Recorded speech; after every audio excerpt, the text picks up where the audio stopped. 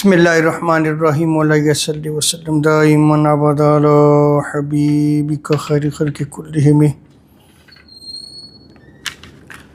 اللہ تبارک و تعالیٰ کا بے پایاں لطف و کرم اور احسان عظیم ہے کہ جس نے ہمیں آج جمعۃ المبارک کی عظیم اور بابرکت محفل میں اکٹھے ہونے کی توفیق عطا فرمائی۔ سب سے بڑھ کر یہ کہ ہمیں دولت ایمان سے بہرہ مند فرمایا۔ آج میرا موضوع گفتگو واقعہ کربلا کا پس منظر، یعنی اس کا بیک گراؤنڈ کیا ہے۔ اس میں آج ہم صرف یزید کے دور کے حوالے سے ہم احادیث مبارکہ کو نقل کریں گے کہ وہ ایسا دور تھا کہ جس میں شر اور فساد تھا، اور یہ حضور علیہ الصلوۃ والسلام نے بیان فرمایا۔ یہاں یہ نقطہ بھی ذہن نشین کر لیں کہ یزید واقعہ کربلا کا نامزد مجرم ہے، جو سانحہ ہوا کربلا کا وہ مجرم ہے اس کا، اور اس سے کسی طرح بھی بری ذمہ قرار نہیں دیا جا سکتا۔ اب چونکہ ہمارا تعلق کتابوں سے کٹ گیا، احادیث مبارکہ میں حضور علیہ الصلوۃ والسلام نے جو غیب کی خبریں دی، جو حضور علیہ الصلوۃ والسلام کے فرامین تھے، ان سے ہمارا تعلق کمزور ہو گیا، مسلک سے تعلق کٹ گیا کہ اہل سنت و جماعت کا مسلک کیا ہے۔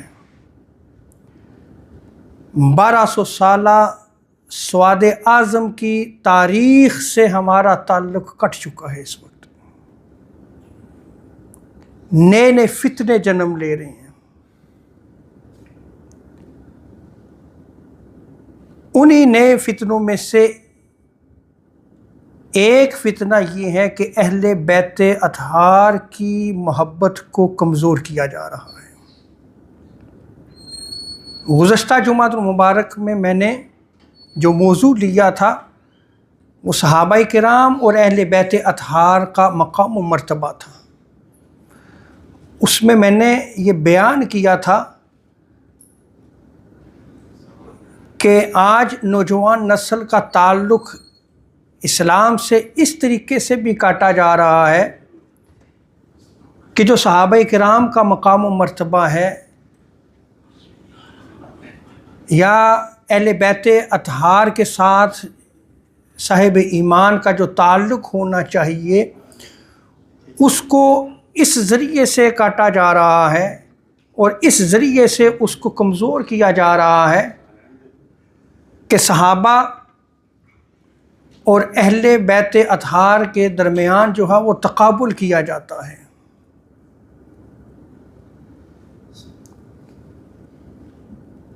شک پیدا کیا جا رہا ہے۔ تو جب جن سے ہمیں دین ملا،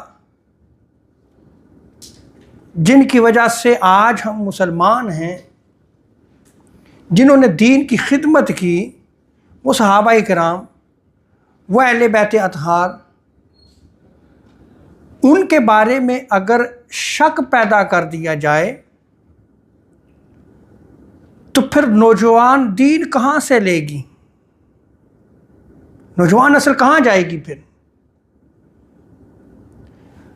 تو آج میں ذکر کروں گا کہ جو سانحہ کربلا ہوا، جو واقعہ کربلا ہوا، اس کا نامزد مجرم یزید ہی ہے۔ اور جب یزید کی طرفداری کی جاتی ہے تو پھر نوجوان نسل کے ذہنوں میں آپ شک پیدا کر رہے ہیں۔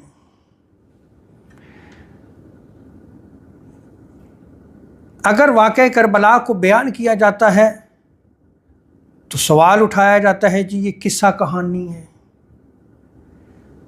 جو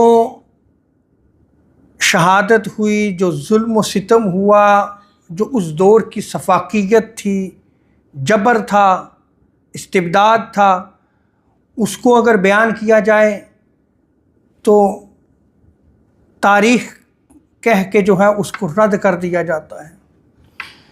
تو یہ سارے کے سارے نئے فتنے ہیں جو جنم لے رہے ہیں۔ جب حضور علیہ السلام نے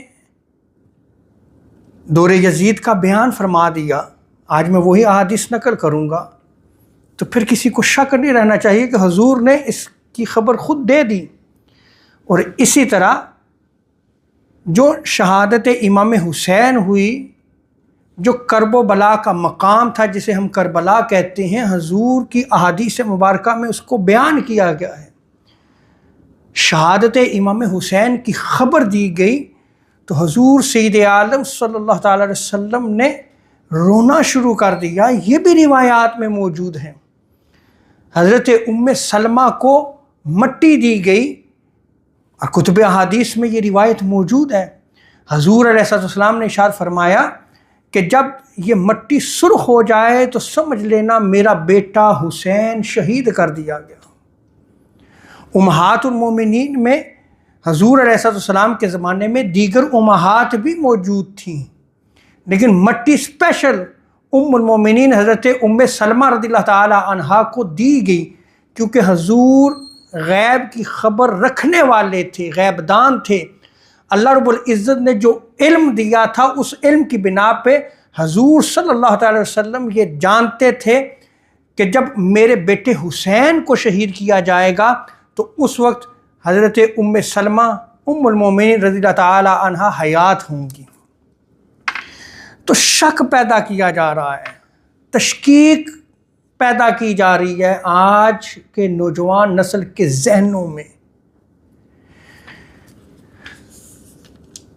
آج میں حضور سید عالم صلی اللہ تعالی وسلم کے فرامین اور ارشادات کو نقل کروں گا، جس میں حضور صلی اللہ تعالی وسلم نے واضح فرمایا ہے کہ خلافت راشدہ کے بعد امت کا نظام عدل تباہ و برباد ہو جائے گا، ظلم اور بربریت ہوگی، قتل و غارت ہوگی، فحاشی اور عریانی کا نظام ہوگا۔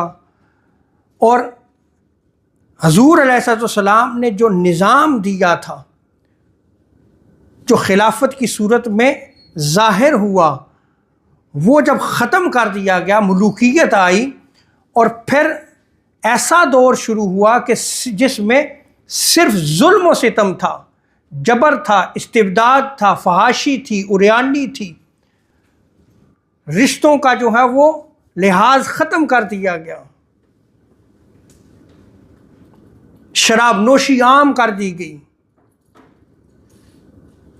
جن چیزوں سے حضور سید عالم علیہ السلام نے منع فرمایا تھا وہ عام کر دی گئی۔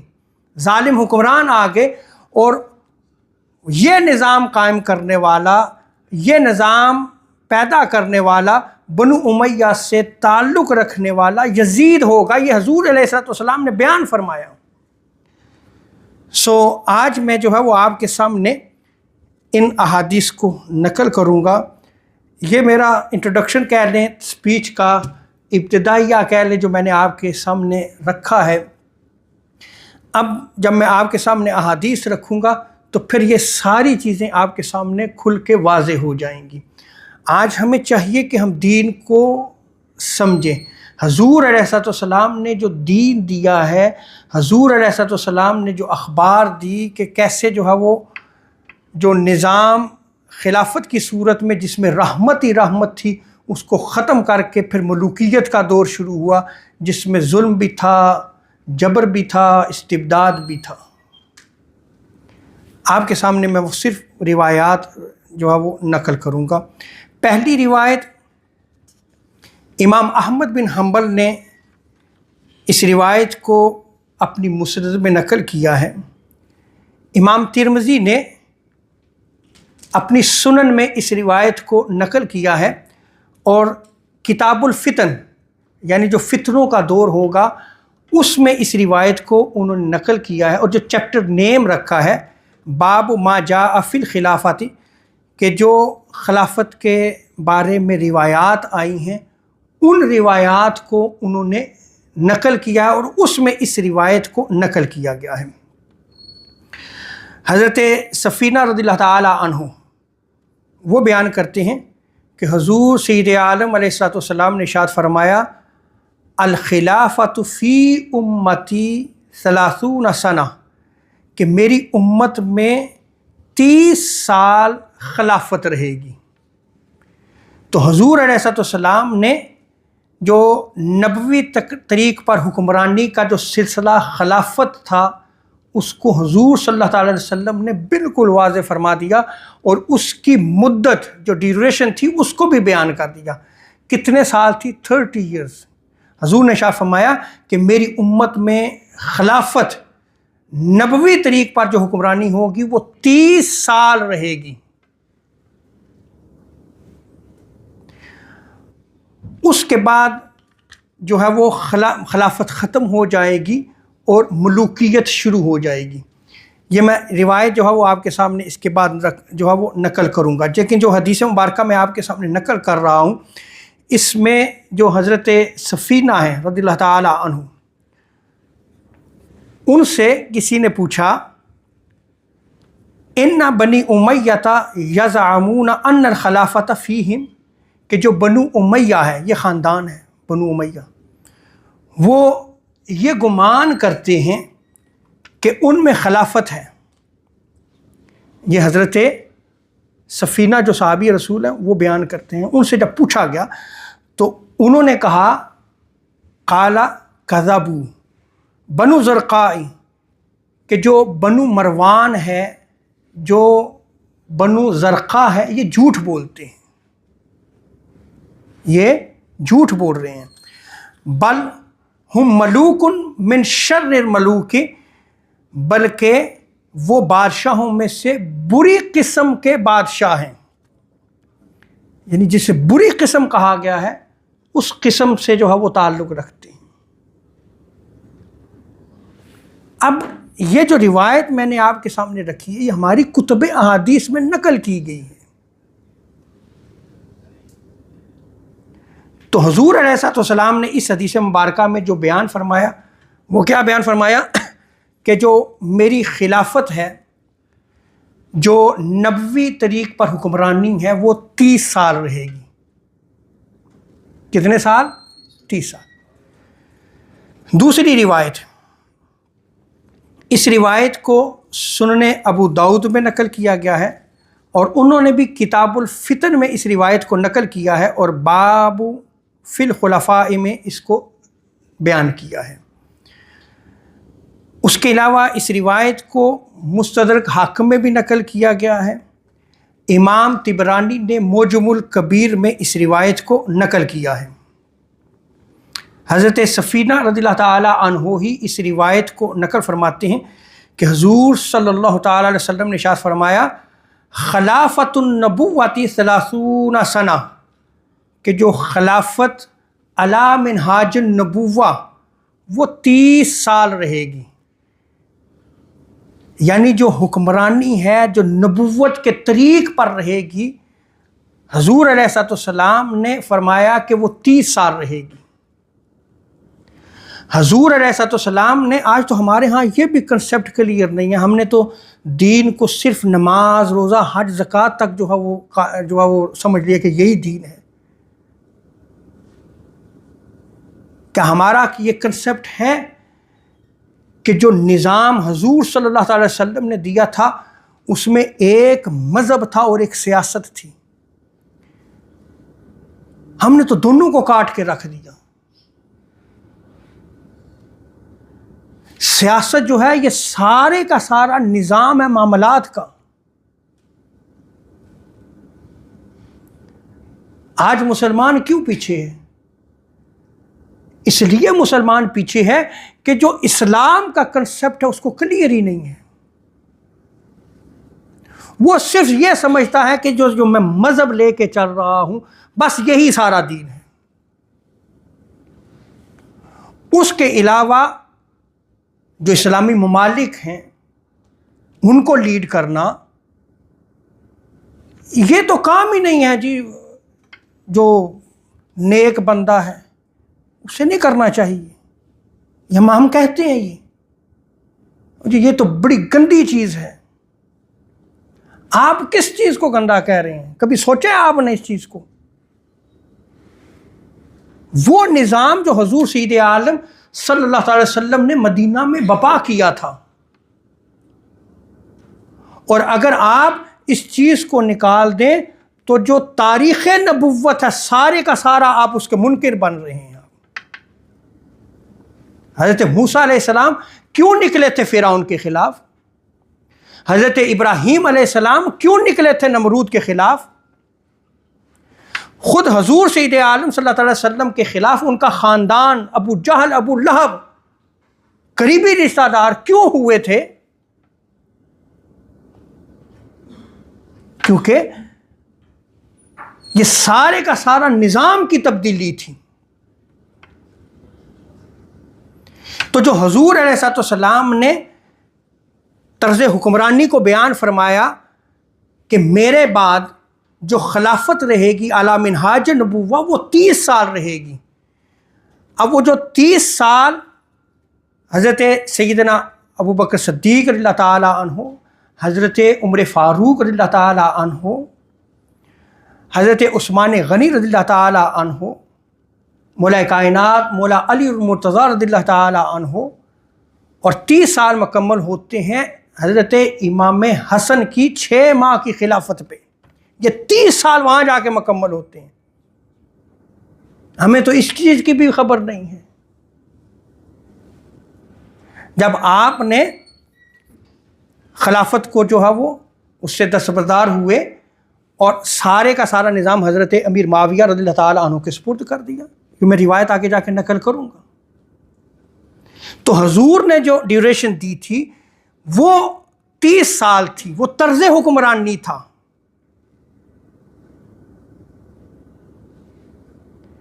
کیا یہ خلفاء جو ہے وہ نمازیں نہیں پڑھتے تھے؟ روزے، حج، زکوٰۃ ہر چیز تھی یا نہیں تھی؟ لیکن دین پوری دنیا میں پھیلا، دین کو آگے پھیلایا جا رہا تھا. وہ کیا طرز حکمرانی تھا کہ حضور علیہ السلام نے جن صحابہ کی تربیت کی تھی انہوں نے اس طریقے نبوی پر جو ہے وہ چلتے ہوئے پوری دنیا میں جو ہے وہ اسلام کا علم جو ہے وہ لے کے چلے اور اس نظام کو آگے پھیلایا. آپ فتوحات پڑھ کے دیکھیں نا، کہاں کہاں چائنا تک صحابہ کے دور میں جو ہے فتوحات کا سلسلہ ہو چکا تھا. یہ موضوعات تو آج لیے ہی نہیں جاتے نا، ان موضوعات پہ تو گفتگو ہی نہیں ہوتی.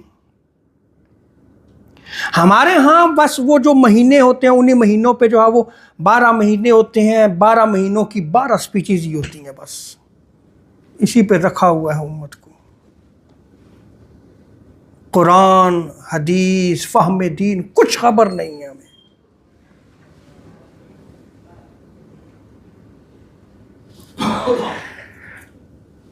آگے حضور علیہ السلام ارشاد فرماتے ہیں کہ حضور نے جو ارشاد فرمایا کہ خلافت علی منہاج نبوت 30 سال رہے گی، پھر ارشاد فرماتے ہیں حضور ثم یؤتی اللہ الملک، پھر اللہ تعالیٰ جسے چاہے گا بادشاہت دے گا. خلافت ختم ہو گئی، بادشاہت شروع ہو گئی. جسے چاہے گا وہ رب تعالیٰ بادشاہت دے گا. اگلی روایت کہ اس امت کا پہلا بادشاہ کون تھا، یہ بھی ایک بہت بڑا سوال ہے، ہمیں تو اس کی بھی شاید خبر نہ ہو. اب میں چونکہ حدیث نقل کروں گا تاکہ آپ کا کوئی اعتراض اور سوال باقی نہ رہے اور نہ میرے اوپر رہے، کیونکہ آج فتنے کا دور ہے. جب حدیث رسول آ گئی تو کسی کا قول اہمیت ہی نہیں رکھتا، حضور کا فرمان آ گیا. اب امام طیالسی نے اس روایت کو اپنی مسند میں نقل کیا ہے، اور اسی طرح امام بہقی نے سنن الکبریٰ میں اس روایت کو نقل کیا ہے. حضرت سفینہ سے جب پوچھا گیا تو انہوں نے ارشاد فرمایا فمعاویہ، ان سے جب پوچھا گیا کیا حضرت امیر معاویہ بھی خلیفہ ہیں؟ قال کان اول الملوک، نہیں وہ خلیفہ نہیں ہیں، وہ پہلے بادشاہ تھے۔ تو اس امت میں بادشاہت کا سلسلہ حضرت امیر معاویہ رضی اللہ تعالی عنہ سے ہوا۔ وہ خود صحابی یہ بیان کرتے ہیں کہ پہلے بادشاہ کون ہیں؟ حضرت امیر معاویہ رضی اللہ تعالیٰ عنہ۔ اب دوسری روایت، یہ تو صحابی بیان کر رہے ہیں نا، خود حضرت امیر معاویہ رضی اللہ تعالیٰ عنہ نے بھی اس کو بیان فرمایا خود۔ تو جب وہ خود فرما دیں کہ میں پہلا بادشاہ ہوں، اور یہ کتب حدیث میں اس روایت کو نقل کیا گیا، تو پھر یہ سوال ختم ہو گیا کہ وہ خلافت تھی۔ وہ خلافت نہیں تھی، وہ کیا تھی؟ بادشاہت تھی۔ امام ابن ابی شیبہ نے اس روایت کو نقل کیا ہے المصنف میں، ابن عساکر نے تاریخ مدینہ دمشق میں اس کو نقل کیا ہے، حافظ ابن کثیر نے البدایہ والنہایہ میں اس روایت کو نقل کیا ہے۔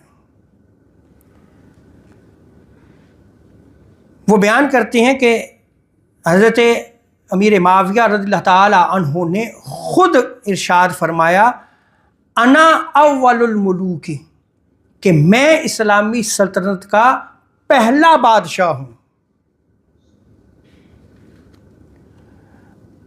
اگر آپ میرے ساتھ ہیں، آپ شروع سے بیٹھے ہوئے ہیں، تو خلافت جو ہے وہ کتنے سال رہی؟ 30 سال رہی۔ اس کے بعد کیا ہو گیا؟ خلافت ختم ہو گئی اور بادشاہت کا آغاز ہو گیا۔ اب یہ جو بادشاہت کا آغاز ہوا ہے، یہ کون سی بادشاہت تھی؟ اس کو بھی میں احادیث مبارکہ میں اب میں بیان کرتا ہوں کہ یہ کس طرز کی بادشاہت تھی۔ جب حضور علیہ الصلوۃ والسلام قیامت تک کی خبریں دے دیں، جنت اور دوزخ کے احوال کو بیان کر دیں، تو یہ اخبار بھی تو حضور علیہ الصلوۃ والسلام نے دی تھی۔ حضور کو امت کے احوال سے باخبر رکھا گیا تھا اور حضور نے بیان فرمایا۔ اب چونکہ ہمارے ہاں جو بعد میں جو ہے وہ دوست و احباب آتے ہیں، تو میں نے اس کا انٹروڈکشن جو ہے وہ میں نے بیان کیا تھا کہ آج بعض لوگ جو ہے وہ یزید کو سانحہ کربلا کا نامزد مجرم نہیں مانتے۔ یہ آپ سوشل میڈیا پہ جائیں، تشکیک پیدا کی جاتی ہے۔ تو میں اس لیے اس موضوع کو لے کے چل رہا ہوں۔ یہ ممکن ہے یہ میں اس موضوع کو کمپلیٹ کروں گا، یہ آج کمپلیٹ نہیں ہوگا، لیکن وہ جو بادشاہت شروع ہوئی وہ کس طرح کی بادشاہت تھی۔ اب سنیں حضور علیہ الصلوۃ والسلام نے کیا ارشاد فرمایا۔ حضرت سفینہ ہی اس روایت کو نقل فرماتے ہیں، صحیح ابن حبان میں اس روایت کو نقل کیا گیا، امام بزار نے مسند میں نقل کیا ہے، اور اسی طرح امام تفتزانی نے شرح المقاصد میں اس روایت کو نقل کیا ہے، اور امام ابن حجر عسقلانی نے فتح الباری میں اس روایت کو نقل کیا ہے کہ حضور صلی اللہ تعالی علیہ وسلم نے ارشاد فرمایا الخلافۃ بعدی 30 سنہ، کہ میرے بعد خلافت 30 سال ہوگی، ثم تصیر ملکن، اس کے بعد کاٹ کھانے والی بادشاہت جو ہے وہ اس میں بدل جائے گا۔ یہ نظام سارا، خلافت ختم ہو جائے گی، لیکن جو بادشاہت آئے گی اس میں ظلم ہوگا، ستم ہوگا، زیادتی ہوگی، اور کاٹ کھانے والی جو ہے وہ بادشاہت کا آغاز ہو جائے گا۔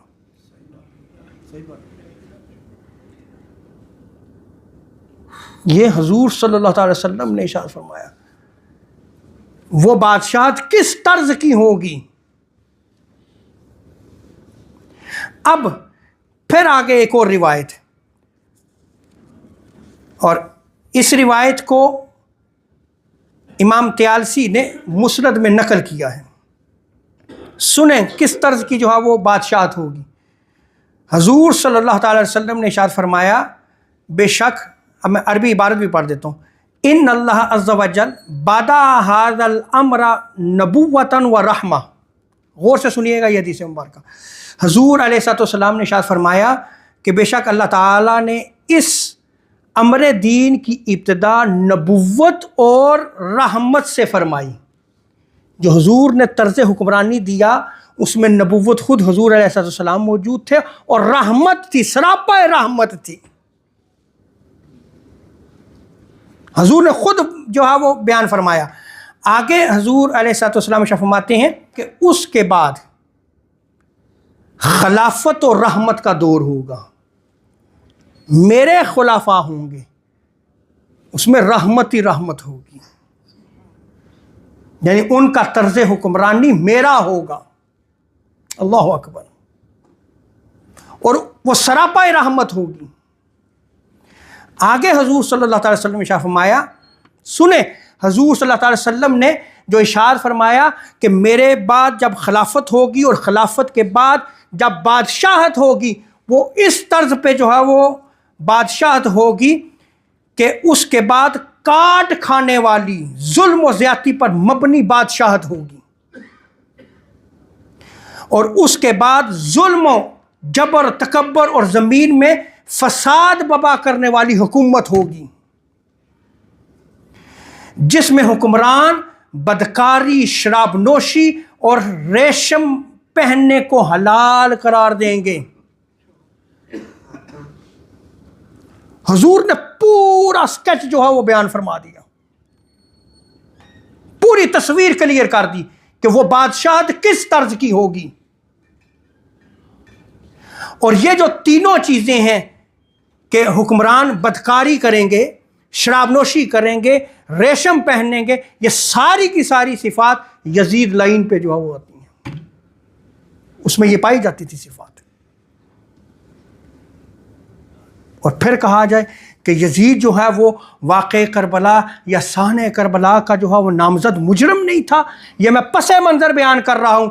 آج میں اپنا خطاب یہاں پہ ختم کر رہا ہوں چونکہ وقت ہو چکا ہے، لیکن اسی سے میں پھر آگے جو ہے وہ مزید بیان کروں گا کہ حضور صلی اللہ تعالی علیہ وسلم نے جس بادشاہت کا ذکر فرمایا تھا کہ جس میں ظلم ہوگا، ستم ہوگا، رشتوں کی پاسداری ختم ہو جائے گی، قتل و غارت ہوگا، اسی قتل و غارت کے دور میں حضرت امام حسین علیہ السلام اور خاندانہ نبوت کو جو ہے وہ کاٹ دیا گیا، ان کو ذبح کر دیا گیا، ان پہ ظلم و ستم ہوا. حضور صلی اللہ علیہ وسلم نے اس کی تصویر خود بیان فرمائی تھی. اور پھر بد نصیبی اور حرمہ نصیبی نہیں ہے کہ تم یہ کہو کہ یہ تو یزید نامزد مجرم نہیں ہے. کیوں اس امت کے نوجوانوں پہ تم ظلم کر رہے ہو؟ کیوں تم یہ احادیث جو ہے وہ اس امت تک نہیں پہنچا رہے؟ کیوں چھپا رہے ہو ان کو؟ تمہیں کس چیز کا ڈر ہے؟ جب حضور صلی اللہ تعالی وسلم نے اس کو بیان کیا، حضور صلی اللہ تعالی وسلم کے صحابہ نے اس کو لیا، صحابہ نے آگے بیان کیا، ہماری کتب احادیث میں یہ روایات موجود ہیں، تم کس چیز سے ڈرتے ہو؟ پھر کیوں نہیں بیان کرتے اس امت کی؟ کیوں نہیں رہنمائی کرتے؟ نوجوان نسل کو جو ہے وہ دین سے دور کیا جا رہا ہے، شک میں ڈالا جا رہا ہے، اور تم جو ہے وہ خاموش رہو گے. پھر قیامت کے دن تمہاری پکڑ ہوگی، اس محراب و منبر پہ بیٹھنے والوں کی بڑی سخت پکڑ ہوگی کہ تم نے اس دین کو آگے کیوں نہیں پہنچایا تھا. یہ آج ہماری ذمہ داری ہے. اللہ تعالیٰ جو ہے وہ ہمیں دین کو سمجھنے کی توفیق عطا فرمائے. وما علینا الا البلاغ المبین.